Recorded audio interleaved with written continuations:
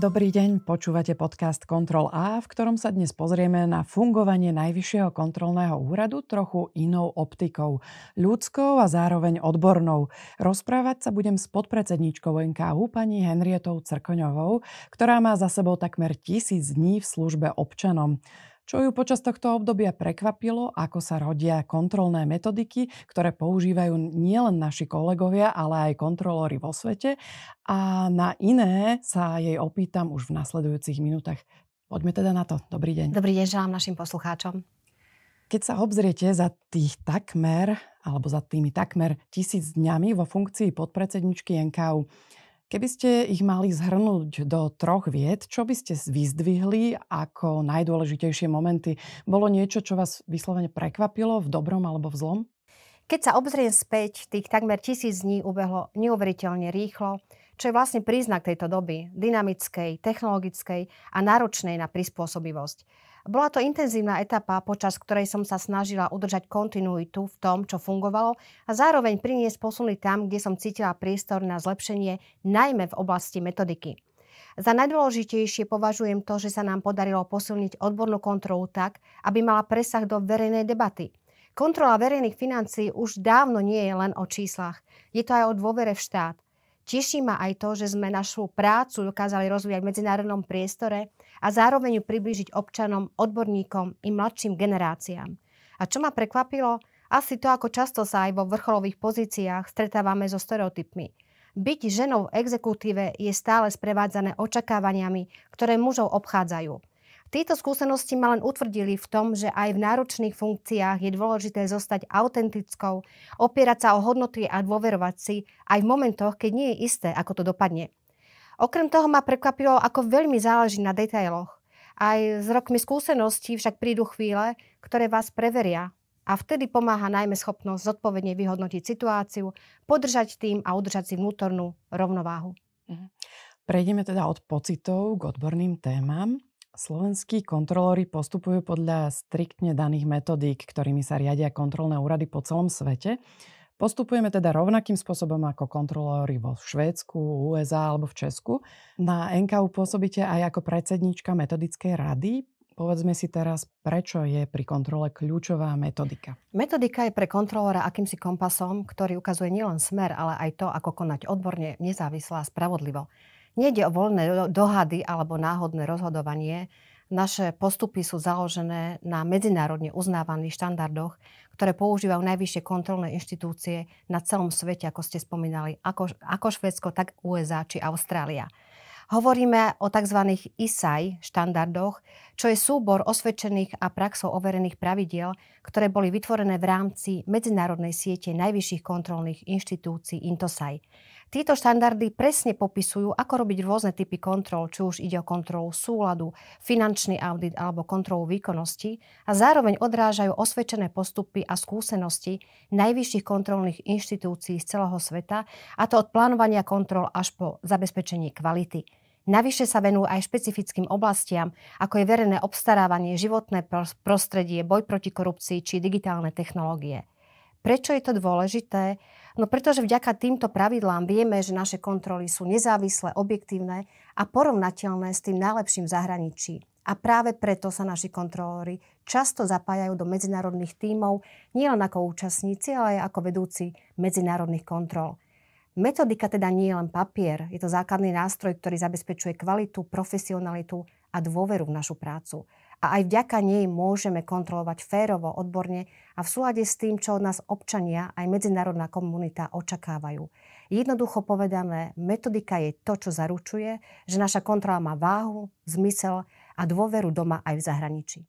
Môžeme teraz prejsť k tomu, ako také metodiky vznikajú. Vznik metodiky nie je náhodný proces, ide o systematickú prácu, ktorá začína na globálnej úrovni. Najvyššie kontrolné inštitúcie z celého sveta sa stretávajú každé 4 roky na kongrese INTOSAI. Práve tam sa schvaľujú nové medzinárodné štandardy ISAI alebo sa aktualizujú tie existujúce, pričom ich obsah vychádza z praktických skúseností z kontroly verejných financií v rôznych krajinách. Každá krajina, vrátane Slovenska, tieto štandardy implementuje do svojich vnútorných metodík. Na našom úrade metodiku pripravujú odborní zamestnanci, ktorí majú metodiku priamo v náplni práce. Každý návrh však musí prejsť metodickou radou, ktorej som predsedníčkou. Rada ho môže upraviť, doplniť alebo prizvať ďalších interných expertov. Až potom metodiku schvaľuje predseda úradu. Takto zabezpečujeme, že každá metodika je odborná, zrozumiteľná a zároveň aplikovateľná v praxi. Metodika teda nie je statický dokument, pravidelne si našu metodiku vyhodnocujeme prostredníctvom medzinárodného rámca pre najvyššie kontrolné inštitúcie. Je to hodnotenie používania štandardov a zároveň sa necháme hodnotiť partnermi z iných krajín cez tzv. Peer review. Takéto hodnotenie sme absolvovali napríklad v roku 2020. Vývoj metodiky je teda živý proces, ktorý neustále reaguje na nové výzvy. Ako sme sa už bavili, v rámci nášho úradu postupujeme podľa jasne stanovených metodík a sami sme prispeli metodikami pri rôznych kontrolách. Môžete uviesť aj konkrétny praktický príklad, ako sme ako úrad prispeli ku skvalitňovaniu kontrol práve pomocou nastavenia metodík? Áno, v posledných rokoch sme sa výrazne posunuli v tvorbe vlastných špecifických metodík, ktoré majú dopad nielen u nás doma, ale aj na medzinárodnej úrovni a ktoré výrazne zvyšujú kvalitu verejných kontrol. V oblasti prevencie a odhaľovania podvodov sme sa inšpirovali štandardom, ktorý bol predstavený v roku 2022 na Svetovom kongrese INCOSAI v Brazílii. Na jeho základe a na základe našich skúseností sme v tomto roku vypracovali vlastnú metodiku pre kontrolu podvodov, tzv. Fraud metodiku. Táto metodika je navrhnutá tak, aby sa dala aplikovať v domácich podmienkach a zároveň bola kompatibilná s medzinárodnými princípmi kontroly. Zároveň sme sa zapojili do vývoja medzinárodnej metodiky Climate Scanner, ktorú zastrešuje Brazílsky kontrolný úrad. Naši odborníci boli aktívnymi členmi pracovnej skupiny, ktorá vytvárala túto metodiku hodnotenia klimatických opatrení. Vďaka tomu sa dá porovnávať zelený výkon rôznych krajín a vieme sa odborne pozrieť, ako jednotlivé krajiny plnia svoje klimatické záväzky. Slovenská republika si metodiku vyskúšala v praxi už v roku 2024 v rámci pilotnej kontroly ochrany klímy. Aby naše kontrolné zistenia nezostali len na papieri, vyvinuli sme aj vlastné princípy a metódy follow-up kontrol.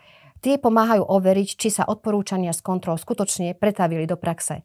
Schválili sme si ich v minulom roku a vnímame to ako ďalší krok k zvýšeniu efektivity verejnej kontroly.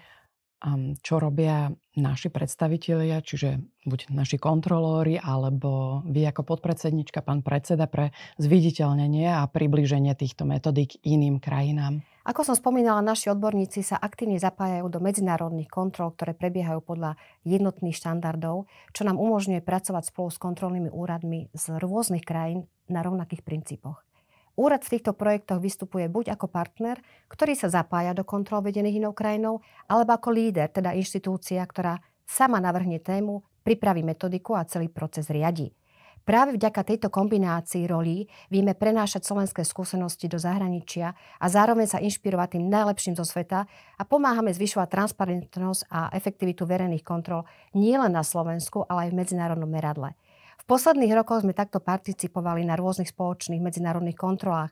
Napríklad v roku 2019 sme sa podieľali na kontrole cezhraničného pohybu odpadov podľa Bazilejského dohovoru, či na kontrole ochrany obyvateľstva pred infekčnými chorobami.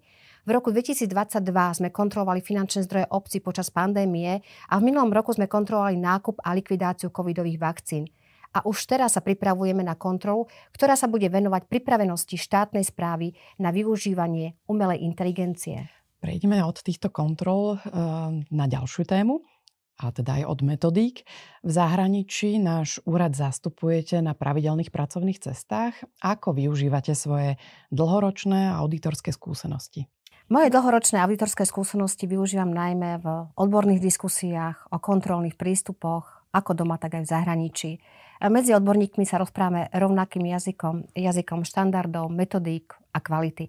Najvyššie kontrolné úrady vychádzajú z medzinárodných auditorských štandardov ISA, ale ako kontrolné inštitúcie sa riadia medzinárodnými kontrolórskými štandardmi ISAI. Ako som už uviedla, tie zohľadňujú špecifika verejného sektora a určujú, ako má vyzerať kvalitná kontrola z pohľadu verejného záujmu. Zároveň je pre mňa dôležité, že svoje skúsenosti odovzdávam aj doma, napríklad prostredníctvom spolupráce s Komorou auditorov Slovenskej republiky, ktorej som členkou od roku 1994. Úprimne, kontrola je pre mňa viac než profesia. Každá krajina sa špecializuje na niečo iné a ako sme sa už predtým bavili, V rámci týchto zahraničných ciest ste navštívili Egypt, Britániu, ale aj iné krajiny. Zaujíma ma preto, aké skúsenosti ste si odtiaľ priniesli, čím sa môže náš úrad inšpirovať. Súhlasím s tým, čo ste uviedli, že každá krajina má svoju špecializáciu a jedinečné skúsenosti, ktoré môžeme využiť aj my.